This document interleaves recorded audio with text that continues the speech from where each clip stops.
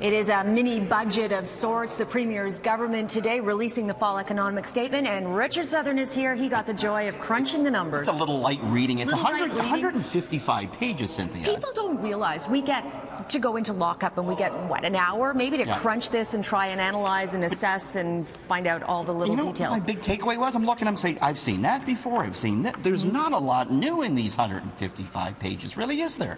No, not so much, but they did say they are trying to paint it so that they've saved over $3 billion. But if you lose the revenue from cap and trade, how much have they really saved so far? Not very much, and they're losing some revenue as well from the taxes. They're going to eliminate income taxes for those making under $30,000. Which they promised to do. Right. So the finance minister comes out and says we've saved $3 billion, $3.2 billion, but in the end, the budget deficit not that much different than where it was 2 months ago.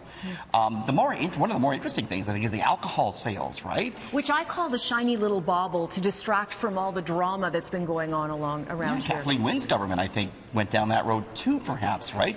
Using that as a maybe distraction technique. But what they're going to do, Cynthia, they're going to allow the sale of alcohol from 9 in the morning until 11 at night, 7 days a week. So those hours on Sunday, remember the small hours, 5 o'clock, they cut everything off. That's done away with right now. Right. And I asked them today, the government, do you expect that to bring in more revenue? They said no. So that further leads to your point that maybe it is just that shiny ball. But a popular one. I think people will actually really like that. What do you make of other issues like rent control in there?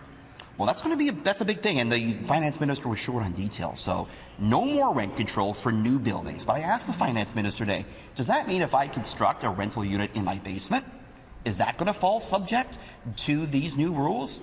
He didn't have an answer for that. He said, you're going to have to wait until we see the bill in the spring. So it's short on details. Obviously, the landlords are going to like it. The government says maybe it'll spur on the creation of new buildings, and maybe that's true.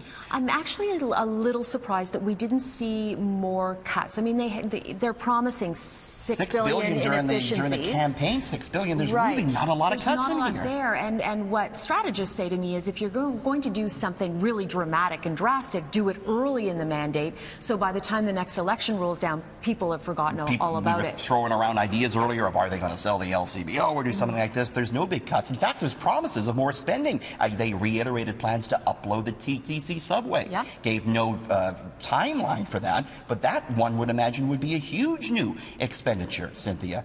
So I think the big cuts, the real axe, is going to come out in the spring when they present their full budget.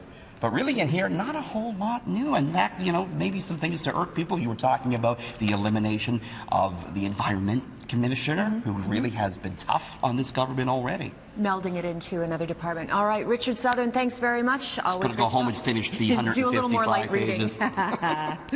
Thanks, Ian.